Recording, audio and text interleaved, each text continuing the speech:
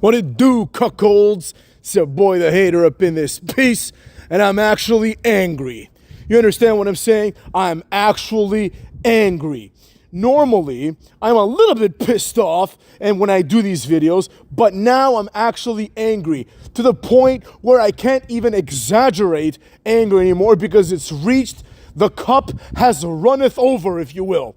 Right? What I'm talking about is this disgrace of a champion called Cody Rhodes. Originally, I planned on doing another video today, a WWE mega rant. Look out for that in the next couple of days.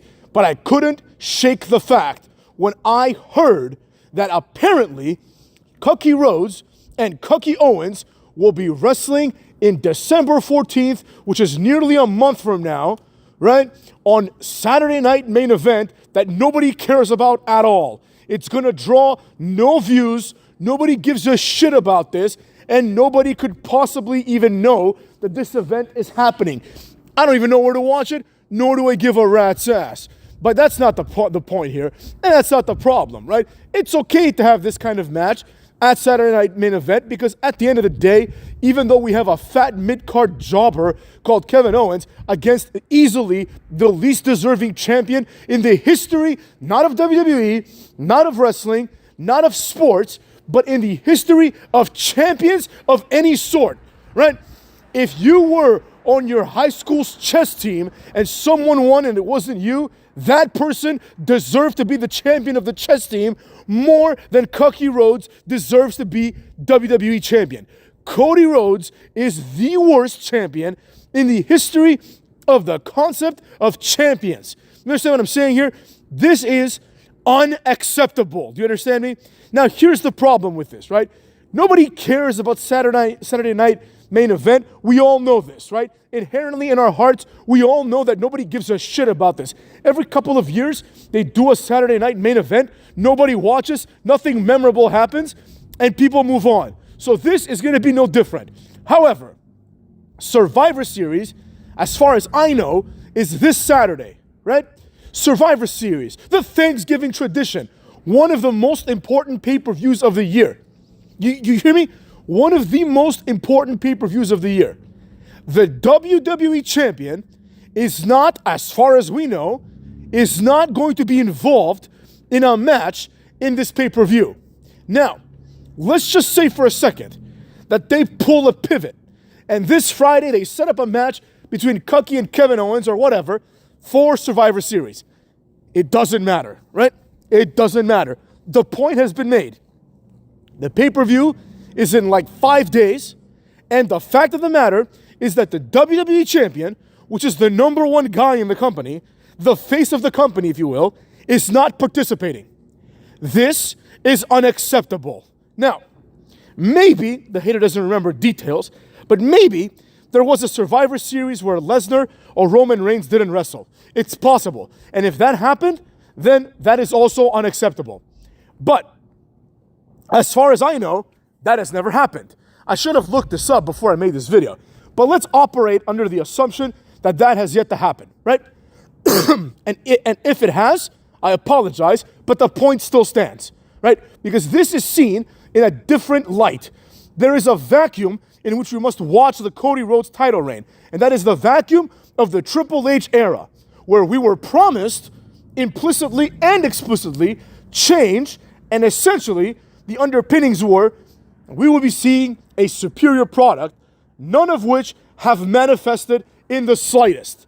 The reality here is that we have a pay-per-view where the champion not only isn't being featured, but it doesn't matter that he's not being featured because you'll get to see him in 3 weeks. Have you lost your fucking minds? This company is being ran into the ground by complete retards.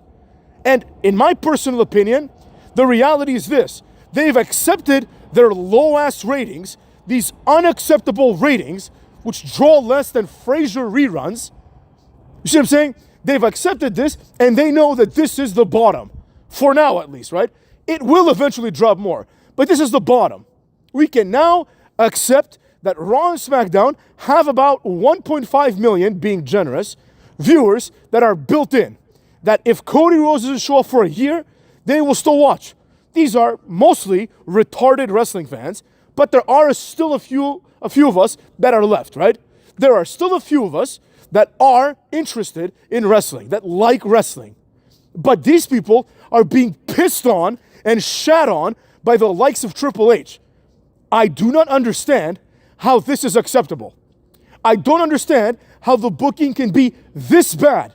Is there nobody in the writer's room that fucking raised their hand and said, hold on a second, something is missing from this card? And then all the other retards looked at him and said, what is missing from this card? And he said, what about the WWE champion in one of the big 4 pay-per-views?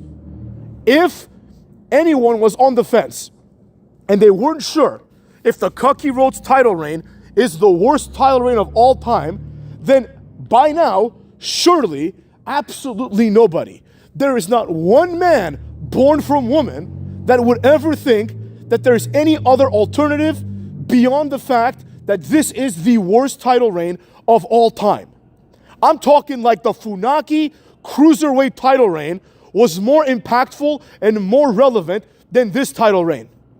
The idea that we have a champion who isn't even booked on the show shows you how valuable this champion is.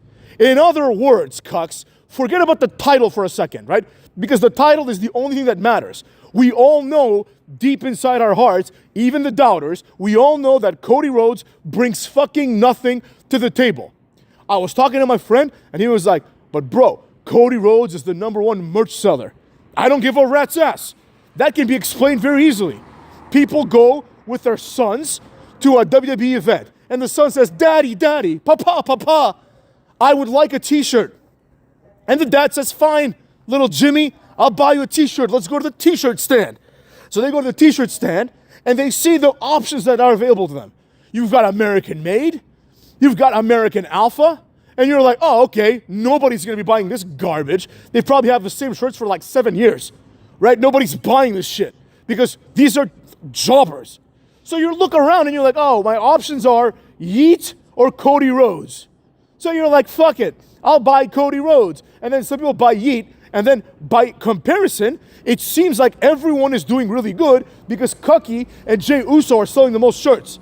If The Rock came back with any clever catchphrase, right, and that catchphrase was made into a shirt, that shirt would outsell everyone else combined because the options are zero. This is a souvenir, right? You know when you go to like Six Flags and they're like, you want to buy this Tweety Bird cup? And you're like, fine, whatever, you know what I mean? I'm here, it's a souvenir. It's like that. Nobody actually wants this shirt, right? Nobody gives a flying fuck about Cody Rhodes. He's a terrible champion and he's a terrible wrestler. But the title still means something. But now, the combination of the title and the cuckster himself leads us to a unique situation where you would expect one or the other to be present at one of the big pay-per-views. At the very least, it should be available to be seen on the pay-per-views because we're not seeing it on Friday Night SmackDown, right? So it's like, basically Cody Rhodes hasn't gone to work for 3 months. This is what it comes down to. Like the last match he had, the last match that Gunther had, was their meaningless horseshit match against each other. Since then, nothing's happened. At the very least, Gunther is wrestling at the pay-per-view. In a meaningless match, obviously, but nevertheless is wrestling there. This goes to show that you can create a card, and not just any card. We're not talking about Great Balls of Fire here. We're not talking about, like, remember that pay-per-view they did in DC? Like Capital Punishment or whatever? It had some goofy DC name. It was like a one-off. We're not talking about these low-level pay-per-views. We're not even talking about like a Backlash. We're talking about Survivor Series, dumb fucks. We're talking about Survivor Series where I expect stars to show up. I expect main eventers. I expect the card to be full of, at minimum, mid-carders. No undercard jobber like Tama Tonga should exist in a Survivor Series card. This is called shit booking. You understand what I'm saying? This is called terrible planning. But this is what they're giving us. They're giving us shit because they know that 1.5 million of us will eat this shit. This is what this is. How can you even justify this? How dare these dumb fucks just tell us straight up, well, we don't even need the champion. We don't even need Cody Rhodes. We don't even need the championship title. right? It has no bearing whatsoever on anything that's happening in Survivor Series. Hell, even when Brock Lesnar was the Universal Champion, right? When he was the Universal Champion, there were pay-per-views where at the very least, the main event was like Finn Balor versus Samoa Joe versus 3 other nobodies, right? And the winner gets to eventually wrestle Brock Lesnar. At the very least, the focal point of the pay-per-view was the world title. Now, there is nothing in the pay-per-view that has anything to do with the world title. It's like you have Ilya Dragunov probably waiting to come back to go and wrestle for the Speed title, and that's more likely to show up at your pay-per-view than Cody Rhodes.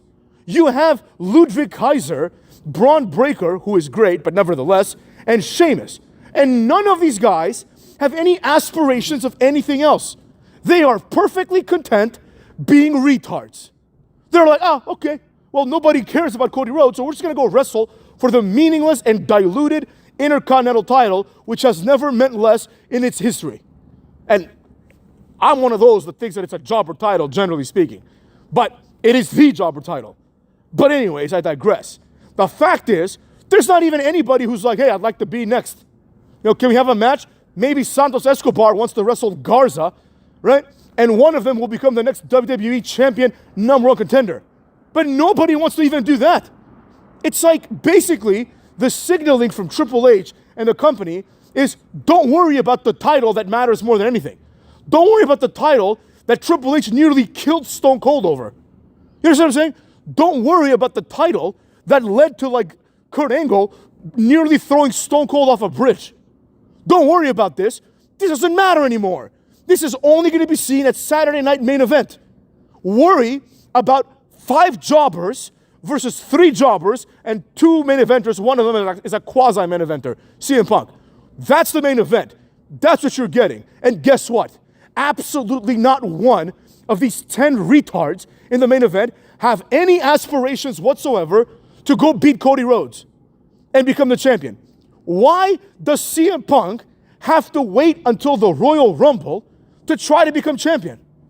Why does Jacob Fatu have zero desire to be WWE champion? Sure, he's in a feud, but it doesn't mean that all other interests are gone. As a matter of fact, one of the best ways to build a feud is to use the title as a prop to engage other people in a feud. They did this really well with Jey Uso and the Intercontinental title, right? Jey Uso is essentially part of the storyline now because they cost him the Intercontinental title. This puts value on the Intercontinental title. See what I'm saying? Now, if you're going to do this with the Intercontinental title, do it with the WWE title. Like, at the very least, fine, you really want to force CM Punk into this match. Fine, I get it. 72 million views on all social media. It's like 95% TikToks. People scrolling, that counts as a view. At the very least, just have Sami Zayn get attacked by Jacob Fatu, put out of commission like Jade Cargill, and then Cody Rhodes takes a spot. This is like a low-level compromise. Nobody actually wants this. I want Cody Rhodes to wrestle every week. But at the very least, you establish that the world champion is relevant. The way that Survivor Series is shaping up is that the signaling suggests that Cody Rhodes is a disgrace to wrestling. He's a disgrace to the world title. And to make matters worse, on a personal level, on a non-kayfabe level, this asshole really believes, like he's one of these morons who really believes that he's won something of value, right? It's not real, dumb fucks. But because it's not real, you have to convince me that Cody Rhodes has value. I look at him and I see a douchebag. You have to tell me why he's not a douchebag and why my eyes are deceiving me. You have to gaslight me in a certain way. But now, it's almost as if they've just accepted this. Cody Rhodes is worse than Roman Reigns. Roman Reigns wrestled at Survivor Series. At the very least, he wrestled in the big 4 pay-per-views. You know what I mean? Now, Cody Rhodes just doesn't even wrestle. He shows up every week, he's there, but doesn't do anything. So in other words, Cody Rhodes hasn't defended his title since like September, right? And he's not going to defend it until December. So 3 months, 100 days, without one title defense on TV.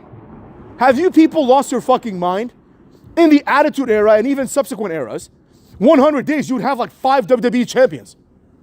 Which means you would have had to have at least 5 WWE title matches. You see what I'm saying? Now, you have one champion and you have 0 title matches. Instead, the WWE just tells you, hey, guess what? You don't need to worry about this. This is not going to be on pay-per-view.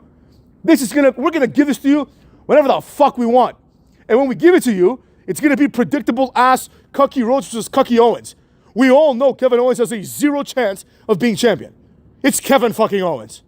And if he does, then congratulations. We have found the new worst title reign of all time. See what I'm getting at? The point is, Cody Rhodes is a fucking disgrace. This booking of Cody Rhodes is unacceptable to anyone. Even Cody Rhodes himself should say, wait a second, I'm the champion. He is not the face of this company, cucks. The face of the company wrestles at every pay-per-view. And I need to be the one to point out this other distinction before all the neckbeards come after me like they typically do.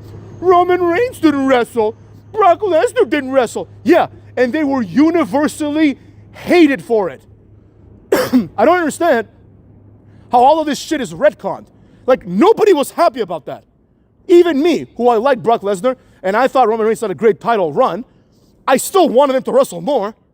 If I like a wrestler, I want him or her, I suppose, to wrestle as often as possible. And let's not forget that Roman Reigns and Brock Lesnar were heels. And this is very heelish behavior. In other words, the implications were that Brock Lesnar and Roman Reigns can't be bothered to wrestle, right? They think they're better than you, so they don't show up to work. Cody Rhodes is a face, and he's presented not the same way. He's not presented as like, Cody Rhodes is too good to wrestle in front of you. He's presented as, Cody Rhodes is not good enough to make it on this card. That's the way it comes off.